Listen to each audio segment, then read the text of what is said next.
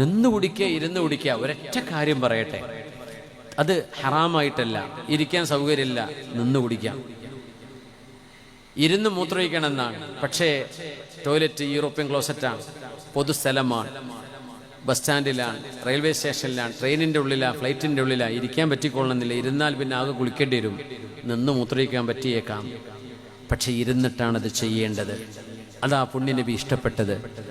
ഇരുന്നിട്ടാണ് കഴിക്കേണ്ടത്, ഇരുന്നിട്ടാണ് കുടിക്കേണ്ടത്. എന്താ വിഷയം എന്നറിയോ? നമ്മൾ നിൽക്കുമ്പോൾ, അതിൻ്റെ സയൻസ് പറഞ്ഞുതരാം. ചിലർക്ക് അത് പറഞ്ഞാലേ മനസ്സിലാവുള്ളൂ. ഹദീത്ത് സുന്നത്താന്ന് പറഞ്ഞാൽ തലയ്ക്ക് കയറില്ല. എന്താ അതിൻ്റെ സുന്നത്ത്, അതിൻ്റെ സയൻസ് എന്താണ്? നമ്മൾ നിൽക്കുമ്പോൾ, ഞാൻ ഇപ്പം നിൽക്കുകയാണ്, സപ്പോർട്ട് ഇവിടെ സ്പീച്ച് സ്റ്റാൻഡിൽ പിടിക്കാതെ ഞാൻ നിൽക്കുകയാണെങ്കിൽ എൻ്റെ ബ്രെയിൻ, ശരീരത്തിലെ മുഴുവൻ നെർവസ് സിസ്റ്റം, ഞരമ്പുകളുടെ നാഡീ ധമനികൾക്ക് ബ്രെയിൻ സിഗ്നൽ കൊടുക്കുന്ന ഈ മനുഷ്യൻ എവിടെയും തൊടാതെ നിൽക്കുന്നത്. ബാക്കോട്ട് വീഴാൻ സാധ്യതയുണ്ട്, മുമ്പോട്ട് വീഴാൻ സാധ്യതയുണ്ട്, ഒന്ന് അനങ്ങിയാൽ വീഴാൻ സാധ്യതയുണ്ട്, വിറക്കാൻ സാധ്യതയുണ്ട്. അതുകൊണ്ട് ആള് വീഴാതിരിക്കണമെങ്കിൽ മുഴുവൻ നാഡീ ഞരമ്പുകൾക്ക് നമ്മുടെ ബ്രെയിൻ സിഗ്നൽ കൊടുക്കും, രക്തം പ്രവഹിക്കട്ടെ നട്ടെല്ലിലൂടെ, കാലിലൂടെ, ശരീരത്തിൻ്റെ മെയിൻ ഭാഗങ്ങൾ. ഇയാളെ വീഴാതെ നിർത്തണം. ഇതിനു വേണ്ടി നമ്മുടെ ഞരമ്പുകൾ മുഴുവൻ ബ്ലഡ് സർക്കുലേഷനിൽ വ്യാപൃതമായി കഴിയുന്ന സമയമാണ്. ആ സമയത്ത് നമ്മൾ തിന്നുകയും കുടിക്കുകയും ചെയ്യുമ്പോൾ നമ്മുടെ ആമാശയത്തിന് കിട്ടുന്ന രക്തധമനികളുടെ സാന്നിധ്യം കുറവാണ്. മെയിൻ ഈ മനുഷ്യൻ നിൽക്കുകയാണ്, നടക്കുകയാണ്, ഓടുകയാണ്. നാഡീ ഞരമ്പുകൾ മുഴുവനും സജീവമായി നിൽക്കുന്ന സമയമാണത്. നിങ്ങൾ ഇരുന്ന് നോക്കി, ബ്രെയിൻ പറയും ഇരിക്കുകയാണ്, വീഴൊന്നുമില്ല, അതുകൊണ്ട് എല്ലാവരും കാം ഡൗൺ. ഇനി ആ ഒരു ഇങ്ങനെ സ്ട്രോങ് ആയിട്ട് നിൽക്കണ്ട, ഒന്ന് ലൂസായിക്കൊള്ളി, കുഴപ്പമില്ല. ആ സമയത്താണ് നമ്മൾ തിന്നുന്നതും കുടിക്കുന്നതുമെങ്കിൽ നമ്മുടെ ദഹനം പോലും ശരിയായി പ്രവർത്തിക്കാൻ അത് സഹായിക്കുമെന്നാണ്. ഇത് സയൻസ് പറയുമ്പോൾ പുണ്യനബി നമ്മളോട് നിന്ന് കുടിക്കരുത്. നഹാ റസൂലുള്ളാഹി സ്വല്ലല്ലാഹു അലൈഹി വസല്ലം അൻ യശ്റബ അർ-റജുലു ഖായിമ.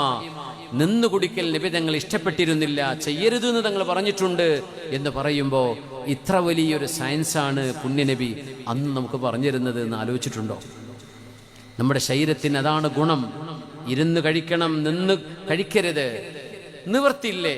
പറ്റും, അത് ശരിയാണ്. നിന്ന് കുടിക്കൽ ഹറാമെന്നൊന്നും പറയാൻ പറ്റൂല.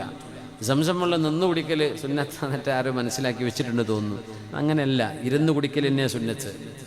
പുണ്യനബി തങ്ങൾ ഹജ്ജിൻ്റെ സമയത്ത് സംസം കുടിക്കുമ്പോൾ തങ്ങൾ നിന്ന് കുടിച്ചു എന്ന ഹദീത്ത് കേൾക്കുമ്പോൾ, ഈ ഹദീത്ത് കേട്ട് അപ്പം തന്നെ മസല പറയണൊരു കൂട്ടരുണ്ട്. അവർക്ക് മദ്ഹബൊന്നും ഇമാമിങ്ങൾ ഫിഖ് എന്ത് പറഞ്ഞു ഇതൊന്നും അവിടെ വിഷയമല്ല. അങ്ങോട്ട് പറയും നിന്ന് കുടിക്കല അല്ല. അവിടെ എന്തുകൊണ്ട് തങ്ങൾ നിന്ന് കുടിച്ചു എന്നുള്ള ഹദീത്തിൻ്റെ പഠനം നോക്കിയാൽ കാണാൻ പറ്റും. ലികസറത്തിൽ ഇസ്തിഹാം, വലിയ തിരക്കായിരുന്നു. ആ തിരക്കിനിടയിൽ നബി തങ്ങൾക്ക് ഇരിക്കാൻ സ്ഥലമില്ലായിരുന്നു. അപ്പം തങ്ങൾ നിന്ന് കുടിച്ചിട്ടുണ്ട്. ഇരിക്കാൻ സൗകര്യമുണ്ടോ? സംസമും ഇരുന്ന് തന്നെ കുടിക്കേണ്ടത്. അതിൻ്റെ അദബ് അങ്ങനെയാണ്. ഇരിക്കാൻ സൗകര്യമില്ലേ, നിന്ന് കുടിക്കാം എന്നല്ലാതെ സംസത്തിനോട് ബഹുമാനിച്ചിട്ട് എഴുന്നേറ്റ് നിന്ന് കുടിക്കുക അങ്ങനെയല്ല. അത് ബിസ്മി ചൊല്ലി ആ ബഹുമാനം കൽബിൽ വേണം, എപ്പോഴും വേണം. അത് നിന്നല്ല, ഇരുന്ന് തന്നെയാണ് സുന്നത്ത്. കുടിക്കലും ഇതൊക്കെ നമ്മുടെ മക്കൾക്ക് 7 മുതൽ 14 വയസ്സിൻ്റെ ഇടയിൽ പഠിപ്പിച്ചു കൊടുത്താലേ അവരുടെ തലയിലേക്ക് കയറും. ഹിജാബ് ധരിക്കുന്ന, മുഖമക്കനയിട്ട് ഹിജാബ് ധരിച്ച് ഇസ്ലാമിൻ്റെ അച്ചടക്കമുള്ള വസ്ത്രം ധരിച്ചൊരു കുട്ടിയെ, ഒരു പെൺകുട്ടിയെ നിങ്ങൾക്ക് അച്ചടക്കത്തിൽ വളർത്തണമെന്നുണ്ടോ? 7 വയസ്സ് മുതൽ അതിന് പ്രോത്സാഹനം കൊടുക്കണം. 14 വയസ്സിൻ്റെ ഉള്ളിൽ നിങ്ങൾ അവരെ കൊണ്ടത് ചെയ്യിപ്പിച്ചാൽ ഇൻഷാ അള്ളാഹ് ബാക്കിയുള്ള കാലം അവരത് ചെയ്യും. ചിലരെന്ത് പറയുന്നറിയോ? എൻ്റെ മോളെ അവൾക്ക് കൺവിൻസ്ഡ് ആവുമ്പോൾ അവളത് ചെയ്യും. ഒരു കുട്ടിക്ക് ബോധ്യമായിട്ട് ചെയ്യും എന്ന് പറയുന്നത് അത് എത്രത്തോളം യുക്തിഭദ്രമാണ്. നിങ്ങൾ ആലോചിച്ച് നോക്കൂ. നിങ്ങളുടെ കുഞ്ഞിൻ്റെ കൂടെ റോഡ് മുറിച്ചടക്കുക, ഈ പൊറ്റമ്മല റോഡ് മുറിച്ചടക്കുക, അവിടെ ഓട്ടോറിക്ഷ വരുന്നുണ്ട്, കാറുകൾ പോകുന്നുണ്ട്. നിങ്ങളുടെ കൂടെയുള്ള കുഞ്ഞ് റോഡ് മുറിച്ച് ഓടുകയാണ്, ഒരു കാറ് വരുന്നത് നിങ്ങൾ കാണുന്നുണ്ട്. അപ്പം ഈ ഉമ്മ പറയാ, അവൻ ഓടുകയാണെങ്കിൽ ഓടിക്കോട്ടെ, ഓനായിട്ട് ബോധ്യപ്പെടുമ്പോൾ നിന്നോളും എന്ന് പറയാറുണ്ടോ നിങ്ങൾ? ആക്സിഡന്റ് ആവൂലേ?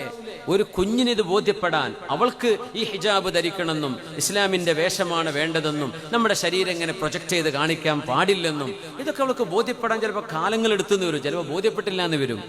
എന്ന് വിചാരിച്ച് അള്ളാഹുവിന്റെ ശരീഅത്തിന്റെ ഒരു നിയമം അവര് പാലിക്കരുത് എന്നാണോ നമ്മൾ വിചാരിക്കുന്നത്? നമ്മളൊക്കെ ചെറുപ്പത്തിൽ ബോധിച്ചിട്ടാണോ ഇങ്ങനെ പോരുന്നത്? ഗുളിക കുടിക്കുക, കുട്ടി ഗുളിക എടുക്കൂല, അത് കുടിക്കേണ്ട, ഓന് ബോധമാകുമ്പോൾ ഓന് കുടിച്ചോളൂ, ഇങ്ങനെയാണോ പറയാ? ആ കുട്ടീൻ്റെ അസുഖം മാറുമോ? നമ്മൾ നിർബന്ധിച്ച് കുടിപ്പിക്കൂലേ? എന്തുകൊണ്ട്? ഇത് കുടിച്ചാൽ അവൻ്റെ അസുഖം മാറും നമുക്കറിയാം. എന്നതുപോലെ വേഷത്തിലും വിധാനത്തിലും ഹിജാബിൻ്റെ വിഷയത്തിൽ പ്രത്യേകിച്ചും ഉമ്മമാർ ആ ഒരു ഡയലോഗ് പറയരുത്. അത് ഒരു ലോജിക്കല്ല പറയുന്നത്. അവർക്ക് കൺവിൻസ്ഡ് ആയിട്ട് അവർ അതിലപ്പുറം പഠിച്ചോട്ടെ, അതിലപ്പുറം ചെയ്യാവുന്ന നന്മകൾ ചെയ്തോട്ടെ. പക്ഷെ മിനിമം റിക്വയർമെന്റുകൾ ദേ ഷുഡ് ഹാവ് മെറ്റ്സ്. അത് ഈ സമയത്തിനുള്ളിൽ ചെയ്യേണ്ടതാണ്. അത് 14 വയസ്സ് കഴിഞ്ഞാൽ പിന്നെ വഅദ് പറഞ്ഞു കൊടുത്തിട്ട് കാര്യമില്ല എന്നല്ല, വേണ്ട വിധം ഉപകാരപ്പെടൂല. ലാഇബുഹും സബ്അൻ അദ്ദിബുഹും സബ്അൻ വസാഹിബുഹും സബ്അൻ ثم ارسل الحبل على عاتقهم. പിന്നെ നിങ്ങൾ 21 വയസ്സായാൽ 14 മുതൽ 21 വരെയുള്ള 7 ഒരു കൂട്ടുകാരനെ പോലെ ജീവിക്കണം. അത് കഴിഞ്ഞാൽ അവരുടെ തോളിലേക്ക് ആ കയറ് നിങ്ങൾ എറിഞ്ഞു കൊടുത്തോളൂ. പിന്നെ അവരെ പറ്റി നിങ്ങൾ പേടിക്കണ്ട. 2 ഏഴുകൾ നിങ്ങൾ ഇങ്ങനെ അദബ് പഠിപ്പിച്ചിട്ടും കൂടെ കളിച്ചിട്ട് ആദ്യത്തെ 7, രണ്ടാമത്തെ 7 മുതൽ 14 അവരെ അദബ് പഠിപ്പിച്ചിട്ടും ഇൽമ് നൽകിയിട്ടുമാണ് നിങ്ങൾ വളർത്തിയതെങ്കിൽ പിന്നെ പേടിക്കേണ്ടതാണ്. അള്ളാഹു നമ്മുടെ മക്കളെ സ്വാലിഹീങ്ങളാക്കി തരട്ടെ. അള്ളാഹു നമ്മുടെ മക്കളെ സ്വാലിഹീങ്ങളാക്കി തരട്ടെ. പുണ്യനബി സല്ലല്ലാഹു അലൈഹി